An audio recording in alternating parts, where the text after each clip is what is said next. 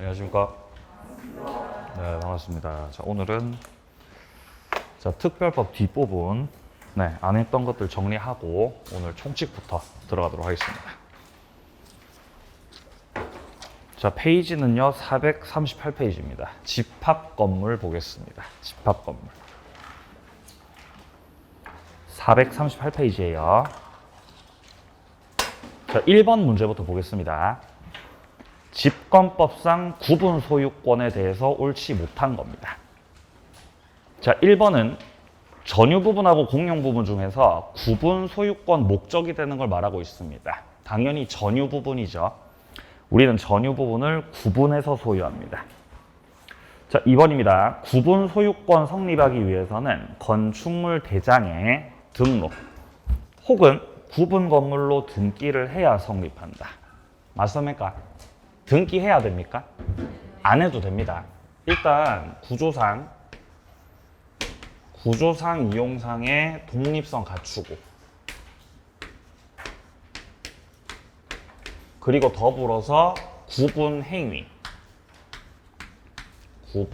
행위라고 하는 게 있게 되면은 이렇게 두 가지를 갖추게 되면은 등기를 하지 않더라도 등기 안 해도 구분 소유권이라고 하는 거 요게 성립하게 됩니다. 이렇게 두 가지 갖추면 되는 거예요. 등기를 해야 된다고 안 해도 된다고 안 해도 됩니다. 그럼 법률 행위예요, 법률 규정이에요? 당연히 규정이겠죠. 예, 등기 안 해도 됩니다. 2번 정답이죠. 자, 3번입니다. 물리적 독립성 갖추지 못했습니다. 구조상 이용상의 독립성이 있어야 되는데 그것을 갖추지 못했으므로 구분 소유권 성립할 수 없다. 자, 4번입니다. 전유 부분과 공용 부분의 지분은 분리해서 처분할 수 없다. 자, 이런 걸 처분의 일체성이라 그럽니다. 이거 5번 지문도 마찬가지죠. 처분의 일체성. 처분을 함께 한다는 거죠. 처분 일체성. 집합 건물에서 일단 가장 근간이 되는 거는 전유 부분에 대한 소유권입니다. 구분 소유자께서 전유 부분을 구분 소유권 가지고 있는 거죠. 자, 그리고 전유 부분을 따라다니는 것이 이 공용 부분에 대한 지분. 자, 그리고 공용 부분뿐만 아니라 대지 사용권에 관한 지분. 이것들이 따라가는 거죠. 공용 부분하고 대지 사용권은 혼자서만 가지는 것이 아니라 구분 소유자 전원이 이것들에 대해서 지분을 가지고 있는 겁니다. 자, 그렇기 때문에 예를 들어 어떤 사람이 전유 부분을 소유하고 있다. 예를 들어서 305호를 소유하고 있다. 그러면은 305호를 소유하고 있는 사람은 그 집합 건물에 대한 공용 부분 그리고 대지 사용권 지분도 같이 갖고 있는 거죠. 자, 그렇기 때문에 305호 전유 부분을 처분하게 되면은 양도를 하게 되면은 거기 딸려 있었던 이 지분들도 함께 처분이 된다. 이런 걸 처분의 일체성이라고 하는 거죠. 자, 그렇기 때문에 4번도 맞는 말이고 5번도 맞는 말이 되겠어요. 정답은 2번이었습니다. 자, 다음 이제 3번 문제로 가보죠. 자, 집권법상 공용 부분에 관한 설명 중 옳은 겁니다. 자, 1번입니다. 구조상 공용 부분 그리고 규약상 공용 부분 나오죠. 공용 부분을 둘로 분류했을 때 이렇게 분류가 됩니다. 구조상 공용 부분을 법정 공용 부분이라고도 하고 당연 공용 부분이라고 합니다. 구조적으로 봤을 때 누가 보더라도 공용 부분이라는 거죠. 뭐 복도, 계단, 엘리베이터 이런 거 말하는 겁니다. 자, 그런데 규약상 공용 부분은 구조적으로는 공용 부분이 아닌데 규약에서 정해서 공용 부분으로 인정받는 것들이죠. 자, 그렇기 때문에 이 두 가지 공용 부분 중에서 구조상 공용 부분은 따로 등기를 요하지 않죠. 규약상 공용 부분만 등기를 요하기 때문에 모두 등기를 요하지 않는다. 그러면 틀린 말이죠. 모두가 틀렸습니다. 자, 2번입니다. 건물의 어떤 부분이 구분 소유자 전원이나 일부에 공용에 제공되는지의 여부, 즉 공용 부분에 해당되는지의 그 여부를 물어보고 있습니다. 객관적 용도에 따라 결정된다. 네, 맞는 말이겠죠. 정답은 2번이 되겠습니다. 자, 3번입니다. 공용 부분이 전원이 동의하게 되면 분할을 청구할 수 있냐? 안 됩니다. 공용 부분은 절대적으로 분할할 수가 없어요. 계단복도 엘리베이터 분할 못합니다. 자, 4번입니다. 전유 부분이 속하는 한 동 건물에 어떤 하자가 생겨서 다른 사람한테 손해를 입혔다는 거죠. 그러면 그 하자는 전유 부분에 있는 걸로 추정해요? 공용 부분에 있는 걸로 추정해요? 공용 부분에 있는 걸로 추정합니다. 그래서 책임을 한 사람이 져요? 다 같이 져요? 다 같이 져야 됩니다. 그 전유 부분 틀렸습니다. 자, 그리고 5번 지문은 공용 부분이 과연 취득시효의 대상이 될 수 있느냐? 당연히 될 수 없습니다. 단독 취득을 할 수 없습니다. 정답은 2번이죠. 자, 다음 이제 뒤로 넘어가세요. 7번 문제 보겠습니다. 7번. 집합건물 소유 관리에 관한 법률에 관한 설명으로 틀린 겁니다. 자, 먼저 1번 질문 같은 경우는 전유 부분을 점유하는 자라고 나와 있습니다. 구분 소유자 승낙받아서 점유하는 자죠. 이를테면 임차인이 있겠습니다. 임차인. 전유 부분을 소유하고 있는 사람이 거주하고 있을 수도 있겠지만 임차인이 거주할 수도 있겠죠. 이분들도 집회 참석해서 의결권 행사할 수 있습니다. 자, 2번입니다. 관리단은 법인 아닌 사단 맞고요. 미분양된 구분 소유권 포함해서 구분 소유자 전원을 구성원으로 한다. 관리단은 당연히 성립하게 되는 것이고 이 안에 구성원들은 구분 소유자를 구성원으로 합니다. 자, 근데 3번에 나오는 관리단의 대표라고 할 수 있는 관리인. 관리인 같은 경우는 구분 소유자여야 돼요? 아니어도 돼요? 아니어도 됩니다. 자, 그래서 구분 소유자일 필요가 없고 임기는 2년 안짝에서 규약으로 정합니다. 자, 4번 같은 경우는 관리위원회 위원이죠. 위원. 관리위원회 위원 같은 경우는 관리단의 어떤 기능을 감시하는 역할을 하는 것이고 이 구성원들은 전유 부분을 점유하는 자라고 돼 있는데 아닙니다. 소유하는 자 중에서. 자, 지금 지문에서는 전유 부분을 점유하는 자 중에서 선출한다고 돼 있는데 아니고요. 뭐라고요? 소유하는 자라고 해야 됩니다. 4번이 틀렸어요. 자, 5번입니다. 관리인이 어떤 부정을 저질렀네요. 그럼 해임시켜야 되겠죠? 법원에다가 청구할 수 있습니다. 네, 정답은 4번이었고요. 다음 뒷페이지. 자, 기출은 좀 스스로 보시고요. 10번 문제 보겠습니다. 10번. 집합건물 소유 및 관리에 관한 법률상 구분 소유자 권리 의무 설명으로 틀린 겁니다. 자, 1번입니다. 전유 부분이 주거 용도로 분양됐을 때 구분 소유자는 정당한 사유 없이 주거 외 용도로 증개축 행위를 할 수 없다. 주거 용도로 지어진 건물인데 주거 외에 술집 벌리고 그러면 안 되겠죠? 할 수 없습니다. 자, 2번입니다. 구분 소유자나 점유자가 공동의 이익에 반하는 행위를 합니다. 그럴 염려가 있습니다. 이런 경우는 여기에 대해서 조치를 취할 수가 있는데 직권으로 조치를 취하는 것이 아니라 집회 결의를 통해 결정하게 됩니다. 직권으로 하는 것이 아니고 집회 결의를 통해서 결정하게 됩니다. 관련된 의결권은 뒤에 가서 보죠. 2번 틀렸습니다. 자, 그리고 3번하고 4번 같은 경우는 기산점 문제네요. 일단 전유 부분과 관련된 하자, 기산점 같은 경우는 인도받은 날서부터고 맞죠? 그리고 공용 부분 같은 경우는 사용 승인일부터 맞습니다. 자, 그리고 5번 질문 같은 경우는 조금 지엽적인 지문이기는 한데 지금 현재 구분 소유자가 있긴 있는데 대지 소유권을 가지고 있지 않죠. 그러면은 대지권이 없는 상황이기 때문에 철거를 당할 수 있다는 거예요. 자, 그래서 여기에 대해서 그를 청구할 권리를 가진 자가 철거하느니 나한테 팔아라 라고 매도를 청구할 수 있다. 맞는 지문입니다. 자, 정답은 2번이었고요. 자, 내려가서 11번 문제 보겠습니다. 틀린 거. 자, 1번 지문 같은 경우는 구분 소유자가 10인 이상이다. 그럼 반드시 관리인을 선임을 해야 되죠. 2번 관리인은 구분 소유자 중에서 선임해요? 아니죠. 구분 소유자여야 돼? 아니어도 돼? 아니어도 됩니다. 2번 정답이죠. 자, 3번입니다. 집회 결의를 통해서 관리인 선임, 해임 맞고요. 자, 그리고 4번 지문은 아까 봤던 지문이죠. 관리인이 어떤 부정을 저질렀을 때는 해임을 법원에 청구할 수 있다. 자, 5번도 당연히 맞겠죠. 서면으로 할 수 있습니다. 자, 넘기세요. 12번 문제. 재건축 관련된 문제네요. 12번 문제입니다. 틀린 것은. 자, 1번입니다. 재건축 집회를 소집하려는 자는 재건축 결의에 찬성하지 않는 자, 반대자들이 있겠죠.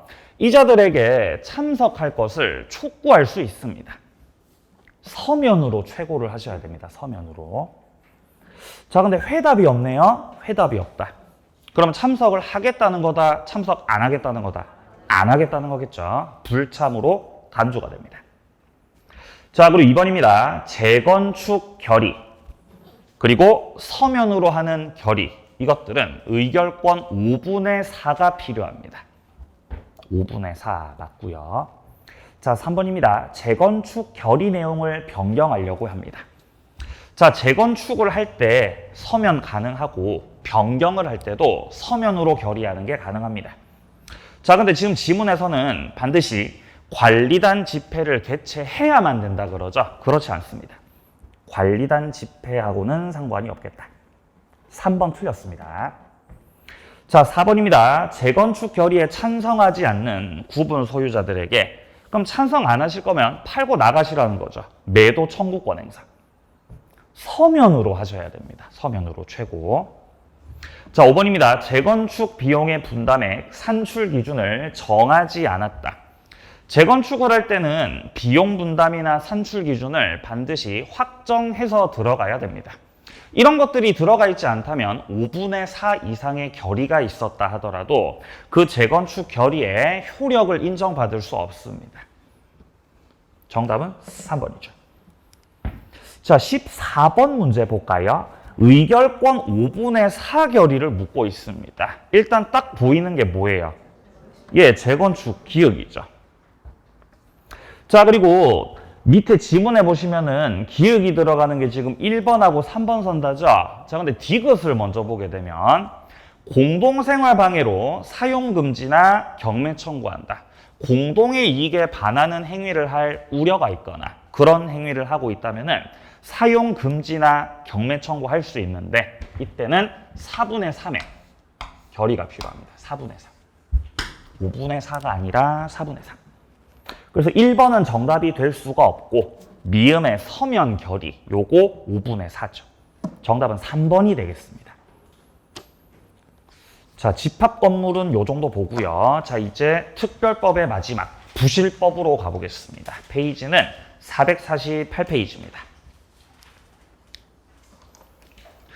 자, 448페이지 보시면은 부실법이 나오고 있는데 일단 부실법에서 본격적인 내용 들어가기 앞서서 부실법 적용 배제가 있죠. 이것들은 부실법을 적용시키지 않겠다라고 하는 내용들이 있죠. 3가지가 있죠. 일단 첫 번째 뭐가 있었어요? 가등기 담보권이 있었어요. 가등기 담보나 양도담보 같은 경우는 부실법으로 제재한다. 가담법으로 제재한다. 가담법으로 제재하기 때문에 부실법으로는 제재를 하지 않겠다. 제재 대상 제외고요. 자, 그리고 두 번째 적용 배제가 바로 구분 소유적 공유관계입니다. 구분 소유적 공유관계를 상호 명의 신탁이라고 하는데 딱히 부정한 이익의 취득 목적이 없다면은 당사자들이 그렇게 내부적으로 구분해서 소유하겠다고 합의를 했는데 그것들을 부실법 가지고 제재할 필요까지는 없겠다. 이게 현재 입장입니다. 자, 그리고 세 번째 적용 배제가 바로 신탁법상. 신탁법상의 신탁. 요것도 적용 배제입니다. 그러면 가등기 담보, 양도 담보, 그리고 구분 소유적 공유 관계, 신탁법상 신탁 이런 것들은 부실법 적용해서 배제가 되기 때문에 부실법에서 말하는 그 명의 신탁 이라는 거다 아니라는 거다? 아니라는 거예요. 그 명의 신탁이 아니야. 그러면 명의 신탁이 아니기 때문에 이것들 유효겠어요? 무효겠어요? 유효겠죠. 유효입니다. 자, 요게 일단 적용 배제고요. 적용 배제. 자, 그리고 적용을 받고 제재를 받지만 부실법에서 예외적으로 유효로 하는 게 있죠. 예외적 유효. 명의 신탁을 했는데 예외적으로 유효가 되는 것들이죠. 여기는 뭐가 있어요? 예, 맞습니다. 종중. 두 번째, 배우자. 그리고 세 번째가 종교단체입니다. 종중, 배우자, 종교단체 같은 경우는 적용 대상에 해당이 되지만 예외적으로 유효로 하겠다는 겁니다. 자, 그리고 여기서 말하는 배우자는 사실혼 배우자가 아니라 법률혼 배우자죠. 법률혼 배우자. 혼인신고를 하신 분입니다. 자, 그러면 1번 문제부터 보겠습니다. 옳지 못한 거예요. 자, 1번입니다. 명의신탁이라고 하는 거는 대내적 관계에서는 신탁자가 소유권을 보유한 채로 사용수익을 하면서도 명의자는 다른 사람 명의로 해두겠다는 거죠. 수탁자 명의로 하겠다. 이렇게 약정하는 것을 명의신탁이라고 합니다.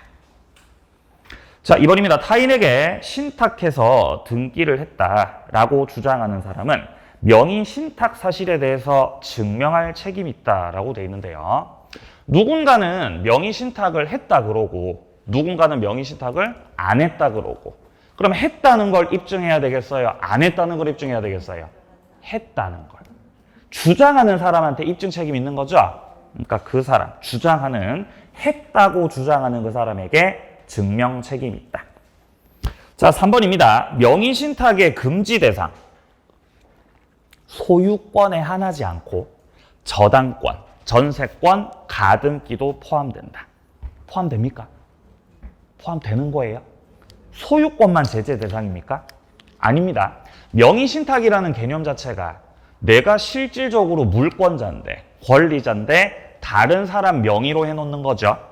자, 그러니까 여기서 나오는 전세권. 예를 들어 갑이란 사람이 실제 전세권자임에도 다른 사람 명의로 전세권 등기한다는 거죠. 그것도 명의신탁이에요. 그럼 제재해요? 제재 안 해요? 제재해요. 저당권도요. 가등기도요. 네, 다 제재합니다. 아니, 아까 제재 대상 제외라면서요. 아까 제재 대상 제외라면서요. 가등기 제재합니까? 제재해 안 해? 합니다. 제재해요. 제재 대상에서 제외되는 거는 가등기, 담보가 제재 대상 제외인 거지. 지금은 그냥 가등기죠? 이건 제재 대상 포함돼요. 여기서 말하는 가등기는 순위 보전의 가등기를 말합니다. 순위 보전 가등기. 어디서 봤었죠? 물권법에서. 물권 총론 등기법에서 만났었죠. 너무 까마득해요? 그건 제재 대상이에요. 근데 뭐는 제재 대상 아니라고? 담보. 담보 목적의 가등기는 제재 대상 아니라는 겁니다. 자, 4번입니다. 사실혼 배우자 간의 명의신탁은 무효. 맞습니다. 자, 근데 신탁자하고 수탁자가 혼인을 했죠. 법률상 배우자가 되었죠. 그러면 유효가 되는 거죠. 근데 소급해서 유효가 되는 건 아니에요. 혼인신고를 한 그때부터입니다. 혼인신고한 그때부터 유효다. 그래서 소급하여 때문에 4번 지문이 틀렸어요. 4번 정답. 자, 5번 지문은 종중배우자 종교단체가 나오죠. 탈세나 법령상 제한 회피를 목적으로 하지 않는다. 유효다. 맞습니다. 자, 2번 문제로 내려갑니다. 부실법 적용 대상이 되는 명의신탁 약정에 해당하는 것을 묻고 있습니다. 기획은 제재 대상 됩니까? 제재 대상 아니라 그랬죠? 신탁법상 신탁 제재 대상 아니에요. 2번은 뭐죠? 담보하기 위해서 뭐 했어요? 가등기 했죠? 이거 뭐예요? 가등기 담보예요. 제재 대상 제외입니다. 자, 그리고 3번은 뭐죠? 3인이 구분해서 소유하기로 약정했는데 등기는 공유로 했죠? 이거 뭐예요? 요거예요. 예, 구분 소유적 공유 관계입니다. 상호 명의 신탁. 등기는 뭐로 했다고요? 등기는 공유로 했어요. 근데 내부적으로 합의할 때는 어떻게 소유하겠다고? 구분해서 소유하겠다고. 당사자가 합의를 한 거죠. 이 구분 소유적 공유 관계도 탈세나 법령상 제한 회피 목적이 없다면은 제재 대상에서 제외됩니다. 4번은 뭐죠? 양도담보죠. 담보 목적으로 소유권 이전 등기 격려시켰죠. 예, 양도담보 제재 대상 제외입니다. 자, 근데 5번 지문은 농지법에 따른 제한을 회피하고자 친구한테 농지 명의 신탁을 한 거죠. 이런 거 이제 걸리는 거예요. 이런 거 잡는 거죠. 5번 정답입니다. 무효가 되겠죠, 5번은. 자, 다음 이제 4번 문제로 넘어갈게요. 4번. 자, 부실법에 따른 이자간 명의 신탁입니다. 설명으로 옳지 못한 겁니다. 자, 일단 이자간 명의 신탁과 관련해 가지고는 두 사람이서 명의 신탁을 했다는 거죠. 갑하고 을 사이에서 명의 신탁을 하였다. 자, 일단 우리가 문제를 풀 때 명의 신탁이 나오면은 특별히 유효라고 볼 만한 어떤 문장이 나오지 않았던 이상은 당연히 이걸 무효라고 해야 되겠죠. 명의 신탁은 무효다. 제가 명의 신탁 왜 무효라 그랬어요? 미음이라서. 그죠? 미음. 자, 그러면은 수탁자가 을이고 수탁자 을 명의로 등기를 격려시켰다 했을 때 명의 신탁이 무효이기 때문에 수탁자 명의의 등기도 무효입니다. 자, 여기서 등기가 무효다라는 것은 여러 가지 의미를 내포하고 있는데 물권이 변동하지 않는다는 뜻입니다. 그럼 여전히 누가 소유자라는 거다? 예, 신탁자. 신탁자 갑이 여전히 소유자다. 신탁자가 소유자다. 그러면 명의 신탁을 한 땅이 있는데 명의 신탁한 땅이 있어요. 근데 어떤 외부의 제3자가 무단점유하고 있어요. 무단점유. 현재 등기는 을 명의로 등기가 돼 있죠. 하지만 소유자는 갑이죠. 그러면 무단점유하는 자에게 물권적 청구권 누가 행사해야 돼요? 갑이 행사해야 되겠죠. 을은 못합니다. 자, 이때 을이 이 상태에서 제3자한테 넘겨버리면은 제3자한테 팔아 넘겨버리면은 제3자 보호받죠? 선임한요, 선악불문이요. 선악불문입니다. 제3자는 선악을 불문하고 유효하게 부동산을 취득할 수 있다. 그럼 이제 갑은 소유권 상실해버리는 거죠. 자, 그러면 제3자한테 팔기 전이라면 아직 제3자한테 팔아먹지 않았어요. 그러면 현재 수탁자 을 명의로 등기가 되어 있는 상태죠. 그럼 이때 갑이 을 상대로 해서 말소시켜라. 등기에 대해서 말소 청구하거나 이전 등기를 청구하거나 이런 거 할 수 있어요? 못해요? 할 수 있죠? 왜 할 수 있어요? 갑이 소유자라서요. 할 수 있죠? 자, 이때 이전 등기 청구나 말소 등기 청구를 할 때 소유권에 기해서 하든지 진정 명의 회복을 원인으로 해야 되는데 만약에 이거를 명의 신탁 해지를 원인으로 한다. 이러면은 돼야 안 돼요? 그러면 안 되는 거예요. 명의신탁 해지를 원인으로 그건 안 된다는 거지. 왜 안 되는 거지요? 무효라서 명의신탁이. 자, 두 번째, 갑이 을한테 돌려달라고 부당이득 반환 청구 할 수 있습니까? 할 수 있죠. 왜 할 수 있어요? 갑이 소유자거든요. 갑이 소유자 맞습니까?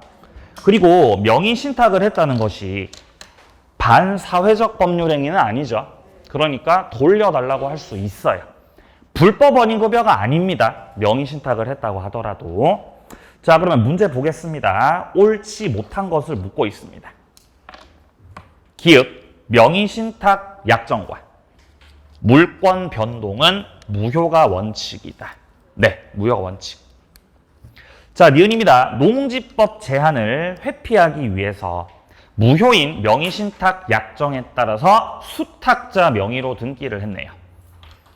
자, 이때 신탁자가 수탁자 상대로 등기 말소를 구하는 것은 불법원인급여에 해당돼서 금지된다.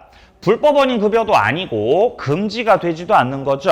가능합니다. 말소 구하는 것이. 니은은 틀렸죠. 자, 디귿입니다. 신탁자는 무효인 명의신탁 약정의 해지를 원인으로 이전 등기를 청구할 수 있다. 이전 등기 청구가 가능은 하지만 명의신탁 해지를 원인으로는 안 되는 거죠. 왜냐하면 명의신탁이 무효거든. 디귿 틀렸습니다. 자, 리을입니다. 명의신탁 약정의 무효는 이를 알고 있는 악의의 제3자에게 대항할 수 있다. 악의의 제3자에게도 대항할 수 없죠? 그럼 선의의 제3자에게는요? 대항할 수 없죠? 선의의 제3자에게도 대항할 수 없고 악의의 제3자에게도 대항할 수 없고 다 대항 못하죠. 그러니까 제3자는 선악을 불문하고 보호받는다라는 거죠. 리을은 틀렸습니다. 자, 미음 내려갑니다. 수탁자로부터 다시 명의신탁을 해서 제3자 명의로 등기를 격려했을 때 이때 그 자는 실명법 4조 사망의 제3자에 해당하지 않는다. 지금 미음 지문에서 하는 말은 명의신탁을 또 해가지고 제3자 명의로 등기를 격려시켰다. 명의신탁을 해서 등기를 받는 자가 누구죠? 그게 뭐예요? 그게 수탁자예요. 예? 수탁자라고요. 그럼 얘는 제3자예요? 수탁자예요? 수탁자입니다. 여기서 말하는 보호받는 제3자는 수탁자로부터 그 부동산을 매수한 자죠. 매수한 자. 얘가 그 보호받는 제3자인 거예요. 매수한 자. 얘가 제3자징. 근데 현재 지금 우리 지문에서 말하고 있는 거는 예를 들어서 갑하고 을이 명의신탁을 했는데 자, 여기서 명의신탁을 했어요. 그래서 수탁자 을한테 등기를 격려시켰는데 여기서 제3자한테 판 게 아니고 또 명의신탁했다는 거예요. 또 명의신탁을. 여기서 명의신탁을 또 해가지고 제3자한테 등기를 넘겼다는 거죠. 그럼 이때 병은 보호받는 제3자예요? 너도 수탁자예요? 너도 수탁자죠? 그럼 보호받아 못 받아? 보호 못 받아요. 무효입니다. 무효. 그거 말하고 있는 거예요. 그러니까 보호받는 실명법 4조 사망에 그 제3자가 아니라는 겁니다. 수탁자라는 거죠. 자, 비읍입니다. 무효인 이자간 명의신탁에서 신탁자가 수탁자 상대로 이전 등기 청구를 하겠다는 건데 진정명의 회복을 원인으로 하는 거죠? 할 수 있어요. 또 어떻게도 할 수 있죠? 소유권에 기해서. 자, 한 번 더. 진정명의 회복 원인으로 혹은 소유권에 기해서 이전 등기 청구가 가능합니다. 근데 뭐는 안 된다고? 명의신탁 해지 원인으로는 안 된다 그랬습니다. 자, 그래서 옳지 못한 것은 니은, 디귿, 리을. 정답은 3번이 되겠습니다. 자, 이제 세 명이서 하는 명의 신탁을 좀 볼게요. 자, 뒤에 가서 10번 문제 보겠습니다. 10번. 10번 문제요. 자, 2020년 1월 갑은 친구 을과 명의 신탁 약정을 하였습니다. 자, 그리고 을을 내세워서 명의 신탁 약정이 있다는 사실을 모르는 병으로부터 토지를 매수합니다. 매수 자금은 갑이 제공. 요게 힌트죠. 그럼 이거 중간 생략형이에요, 위임형이에요? 위임형? 중간 생략형? 뭐예요? 계약 명의 신탁이요. 그게 뭐예요? 중간 생략형이에요, 위임형이에요? 위임형이죠. 위임형. 자금은 갑이 제공했다. 갑이 을한테 돈 주고 을이 매수해서 자기 명의로 등기를 격려시켰다라는 거죠. 그러니까 여기서 을이 수탁자라는 겁니다. 자금을 제공한 갑이 신탁자. 그리고 매도인이 병이 되겠죠. 자, 그래서 명의 신탁이 있다는 사정을 모르고 모르는 병으로부터 수탁자 을을 내세워서 수탁자 명의로 매매 계약을 하고 등기를 격려하였으며 여기에 대한 매수 자금은 뒤에서 신탁자가 제공한 그런 형태의 명의 신탁입니다. 신탁자가 이렇게 자금을 제공하였다.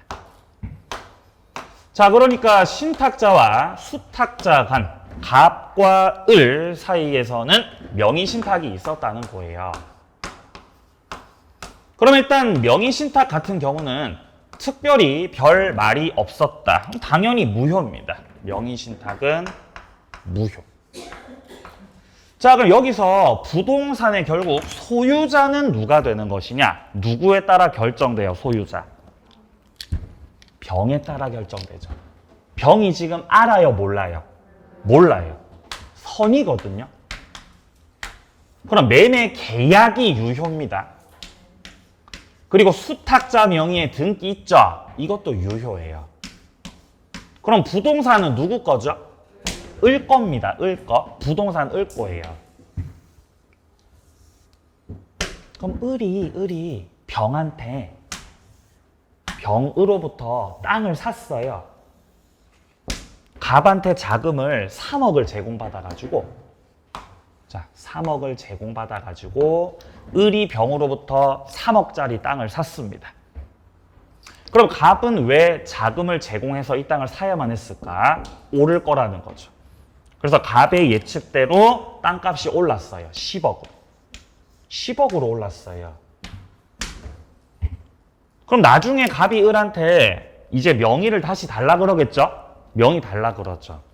그럼 을이 갑한테 명의를 넘겨요? 을이 도망가요? 도망가 버리죠. 연락 받아, 연락 안 받아요? 연락 안 받죠. 이때 을은 당당하게 내가 이 땅의 소유자라고 주장할 수 있어요, 없어요? 소유자라고 주장할 수 있습니까? 예, 유효거든요. 을이 소유자죠. 을이 10억짜리 땅 주인이에요, 소유자. 축하드립니다. 을이 소유자예요. 갑은 돌아버리죠? 돌아버리죠. 갑이 을한테 부당이득 반환 청구. 돌려줘. 부당이득 반환 청구. 돌려주세요. 부동산 달라고 할 수 있어요, 없어요? 부동산 달라고. 못하죠? 3억 달라고 하는 거죠? 3억 달라고. 3억을 돌려달라고 부당이득 반환 청구하는 거예요. 그래서 갑이 이제 민법 시간에 공부한 다음에 을한테 3억을 달라 그랬어요. 그럼 을이 3억 지금 준다 그래? 나중에 팔리면 준다 그래? 팔리면 준다 그래. 팔리면 나중에 팔리면 줄게. 팔리면. 그 갑이 열받잖아요. 그죠? 너 안 되겠다. 내가 이 땅을 유치하겠다. 유치권 돼야 안 돼요? 안 됩니다. 결련성 부정입니다. 유치권 성립하지 않는다. 자, 세 번째 줄 나아가 갑은 을과 통모했다. 이 통모라는 거는 통정 허위 표시했다는 거죠. 형식상 임대차 계약서를 작성해서 임차인인 것처럼 가장을 해서 지금까지 토지를 점유 사용해왔습니다. 그럼 현재 이 토지를 점유 사용하는 자가 누구라는 거예요, 현재? 네? 누가 점유 사용하고 있죠? 갑이죠. 갑. 어디에 나와요? 셋째 줄 중간에 갑은 그 밑에 줄 점유 사용 해오고 있다. 이거죠? 갑이 점유하고 있어. 뭐인 것처럼 꾸며서? 임차인인 것처럼 꾸며갖고 옳지 않은 겁니다. 자, 1번은 당연히 맞는 말이겠죠. 명의신탁 무효다. 2번 을이 소유권 취득한다. 맞습니다. 왜냐하면 병이 선이라서. 자, 3번입니다. 갑은 을에게 토지 자체가 아니고 매수 자금에 대해서 부당이득 반환 청구할 수 있다. 맞습니다. 돈 달라고. 자, 4번입니다. 갑과 을의 임대차 계약은 통정 허위 표시에 해당해서 무효. 자, 5번입니다. 갑은 을로부터 매수 자금을 반환받을 때까지 토지에 대해서 유치권 행사할 수 있다. 유치권 안 됩니다. 5번 정답이에요. 자, 이제 뒤로 넘어가세요. 14번 문제 보겠습니다. 14번 문제. 위임형 명의신탁에서 이 계약 명의신탁에서 매매였다면, 매매라고 한다면은 매도인이 선의인지 악의인지를 따져봐야 됩니다. 근데 위임형 명의신탁에서 매매가 아니고 경매로 나왔을 때는 수탁자가 다른 사람 부동산을 경락받는 상황으로 출제가 됐을 때는 그런 경우에 매도인 측에 속하는 이자의 선악은 따질 필요가 없게 됩니다. 선악을 불문하죠. 자, 그래서 경매에서는 매도인 측의 선악을 불문하고 등기는 유효가 됩니다. 그래서 위임형 명의신탁에서 매매로 나왔을 때는 매도인이 선의인지 악의인지를 확인해야 되는 거지만 경매에서는 확인할 필요 없습니다. 선악 불문입니다. 자, 그래서 14번 문제 같은 경우는 2016년 토지 경매 절차에서 갑이 매수자금을 부담하고 친구 을 이름으로 매각받기로 명의신탁을 하셨네요. 매각 허가 결정에 따라서 을은 대금을 완납했고 자기 명의로 등기까지 마쳤네요. 다음 중 옳은 겁니다. 자, 그러면 원래 소유자였던 사람을 병으로 잡고 현재 매수자금을 부당했던 게 갑이죠. 갑이 신탁자. 그리고 명의를 넘겨받는 자 을이 수탁자가 되겠습니다. 그럼 현재 문제만 딱 바라봤을 때 현재 부동산 소유자는 누구인 것이죠? 을인 것이지요? 예, 을입니다. 을. 옳은 것은 1번 명의신탁은 유효다. 아니요. 무효죠. 왜 무효예요? 미음이요. 등기는 유효죠. 수탁자 명의의 등기는 유효지만 명의신탁은 뭐라고? 무효라고요. 자, 2번입니다. 소유자는 자금 제공자인 갑이다. 아니요. 을입니다. 을. 자, 3번입니다. 토지를 갑이 병에게 매도하는 계약은 무효다. 갑이 이 땅을 다른 사람한테 팔겠다고, 딴 사람한테 팔겠다고 매매 계약을 했다는 거죠? 예. 지금 문제에서는 원래 소유자였던 사람이 병이라고 나오지 않았으니까 이 사람을 편의상 A로 잡고 원래 A라는 사람이 소유하고 있던 부동산을 갑으로부터 자금 제공받아서 을이 낙찰받았고 유효하게 소유권 취득을 한 상태에서 갑이 이 땅을 자기 땅도 아니면서 다른 사람한테 팔겠다고 매매 계약을 체결한 거죠. 자기 땅이에요? 자기 땅 아니에요? 자기 땅 아니죠? 그럼 매매 이거 유효예요? 무효예요? 유효, 무효? 유효죠. 유효죠. 왜 유효해요?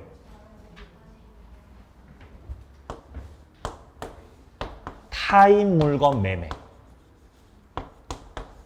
타인 물건 매매죠. 처분행위예요? 채권행위예요? 채권행위죠. 약속하는 거죠? 유효라는 거지. 만약에 여기서 갑이 병한테 서류 위조해가지고 갑이 서류 위조해가지고 을 명의로 돼 있는 저 등기를 병한테 이렇게 경료시켰어요. 이거는 처분행위죠. 이거는 무효예요. 등기까지 해버리면. 등기까지 넘겼다면 그건 무효겠지만 그냥 단순히 매매 계약을 체결한 것은 약속한 것에 불과하고 채권행위에 불과하기 때문에 유효라고 해야 된다는 거죠. 그래서 3번 틀렸어요. 자, 4번입니다. 갑의 지시에 따라서 을이 토지를 매각했고 그 처분 대금을 갑에게 반환하기로 했어요. 이것도 명의신탁 약정입니다. 이것도 뭐라고요? 명의신탁 약정이라고요. 명의신탁이라는 게 뭐겠습니까? 갑이 을한테 자금을 제공하면서 너 가가지고 경락을 받아라. 이렇게 하는 게 명의신탁이죠? 야, 내가 돈 줄게. 야, 내가 돈을 줄 테니까 가가지고 경락을 받아. 이렇게 명의신탁이잖아요. 근데 여기서 갑이 야, 돈 줄게. 돈 줄 테니까 경락을 받고 한 3년 정도 시간이 흐른 다음에 이거를 제3자한테 매각을 해서 팔아가지고 그 돈을 받으면은 그 돈을 나한테 갖고 오는 거야. 오케이? 이렇게 약정했어요. 이건 무슨 약정한 거예요? 이것도 명의신탁 약정한 거예요.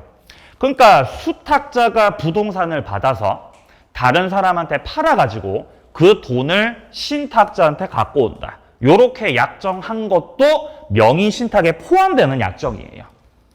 그러니까 유효예요, 무효예요? 무효인 거지, 무효. 자, 5번입니다. X 토지 소유자가 갑과 을 간의 명의신탁 사실에 대해서 선악 관계없이 수탁자 을 등기는 유효다. 맞습니까? 예, 경매기 때문에 그렇죠. 정답은 5번입니다. 자, 나머지는 다 기출 문제이기 때문에 좀 스스로 풀어보시기 바라고요. 자, 조금만 더 풀어볼게요. 자, 18번 문제. 자, 18번 문제 보겠습니다. 2015년 10월 26일이에요. 갑과 친구 을 명의신탁 약정을 했습니다. 자, 후에 갑은 병 소유 토지를 매수하면서 병한테 부탁해서 을 명의로 등기를 하였다. 토지는 현재 갑이 점유하고 있다. 옳지 못한 겁니다. 이건 무슨 형태예요? 중간생략형이에요. 뭘 보면 알 수 있냐면은 일단 첫째 줄에 갑은 병 소유 토지를 매수하면서라는 표현 나오죠. 그러니까 현재 매수자가 갑이라는 거죠. 근데 부탁해서 등기는 누구 명의로? 을 명의로 해달라는 거죠. 매수자하고 명의자하고 지금 다르죠? 이러면 중간생략형이에요. 매수자하고 등기 받는 사람하고 똑같으면 자금만 제공받았던 형태면은 명의신탁이죠. 근데 이 문제 같은 경우는 매수자는 갑인데 명의는 을 명의로 하겠다는 거죠. 이러면 이거 이제 중간생략형 되는 거예요. 일단 매도인은 병이고 매도인 병으로부터 갑이 매수합니다. 자, 이렇게 매매 계약이 체결되는 형태입니다. 자, 이렇게 매매 계약 체결되고, 자, 갑은 병한테 부탁을 했어요. 부탁을 해가지고 나한테 등기를 넘기지 말고 을한테 등기 넘겨달라고 이렇게 한 거죠. 을한테로 이렇게 명의를 넘겨주세요. 이렇게 이루어진 형태. 네, 전형적인 중간생략형 명의신탁이 되겠습니다. 첫 번째, 신탁자 갑과 수탁자 을 사이에서 이루어지는 명의신탁. 일단 명의신탁은 유효예요, 무효예요? 명의신탁은 무효입니다. 무효. 명의신탁은 무효죠. 자, 그리고 중간생략형에서는 매도인이 알았어요, 몰랐어요? 아는 거죠. 매도인도 가담을 한 거죠. 매도인도 알아요. 어떻게 알죠? 갑이 부탁했잖아요. 부탁했죠. 병은 매수인이 갑이라는 거 알아, 몰라? 매수인 갑이라는 거 알죠. 갑하고 매매계약 체결했죠. 병은 알아요, 갑이 매수인이라는 걸. 근데 갑한테 부탁을 받아가지고 명의를 다른 사람한테 넘겨준 거죠. 그러니까 병도 알고 있는 겁니다. 병도 가담을 했기 때문에 중간생략형에서는 수탁자 명의의 등기 무효입니다.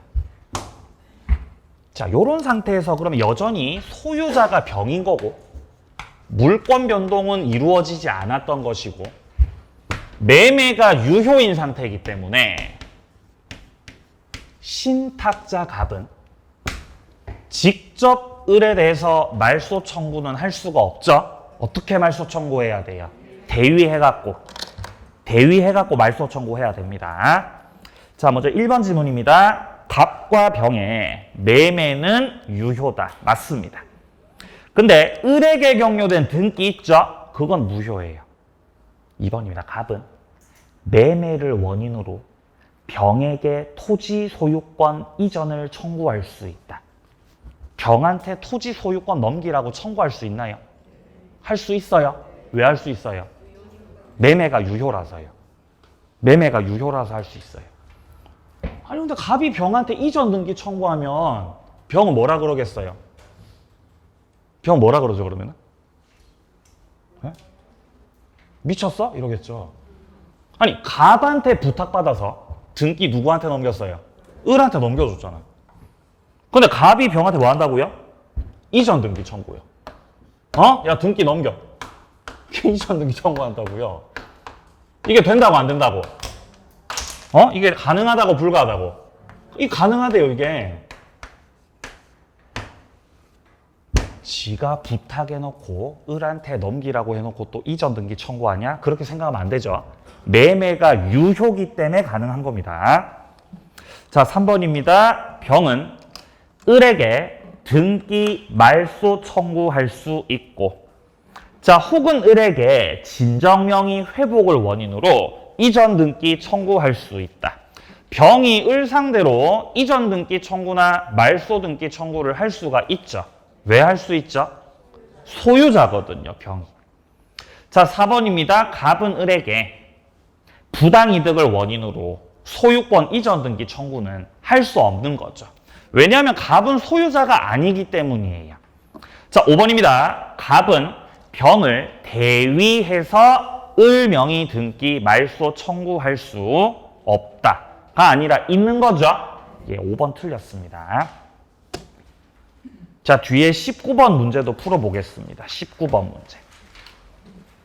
2015년 갑은 병의 X토지를 매매 당사자로서 매매 계약을 체결한 뒤, 자, 여기까지 읽었을 때, 매수인이 갑이구나. 매수인이 갑이구나. 매도인은 병이구나.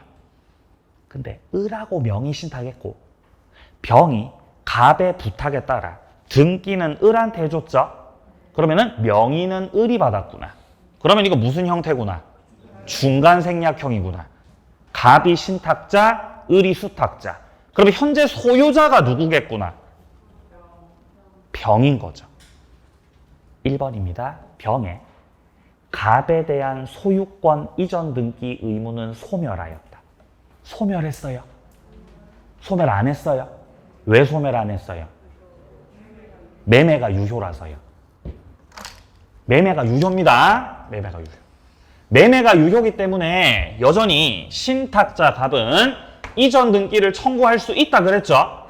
자, 뿐만 아니라 매도인 병 같은 경우는 소유권을 이전해 줄 이전 등기 의무를 여전히 부담하고 있다는 겁니다. 어차피 권리 의무 관계는 같이 가는 거 아니겠습니까? 갑이 병에게 이전 등기를 청구할 수 있다라는 것은 반대급부적으로 병은 갑에게 이전 등기 해줄 뭐가 있다? 의무가 있다는 거죠. 맞는 말이에요. 그러니까. 죄송합니다. 틀린 말이죠. 그죠? 소멸하지 않았다. 소멸하였다라고 돼 있으니까 1번 지문은 틀렸습니다. 소멸하지 않았습니다.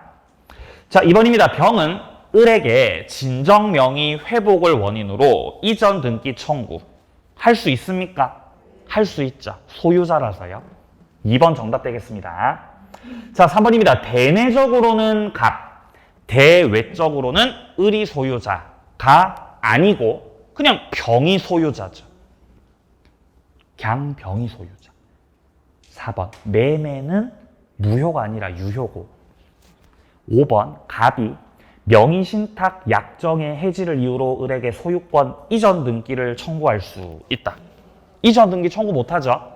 일단 갑은 을한테 소유권 이전 등기 청구를 할 수가 없어요. 왜 할 수 없어요? 소유자가 아니라서 못해요. 근데 명의신탁 해지를 원인으로는 더 안 되는 거죠, 이거는. 명의신탁 무효니까. 정답은 2번이었습니다. 자, 특별법 마무리하고요. 조금 쉬었다가 이제 민법 총칙으로 들어가도록 하겠습니다.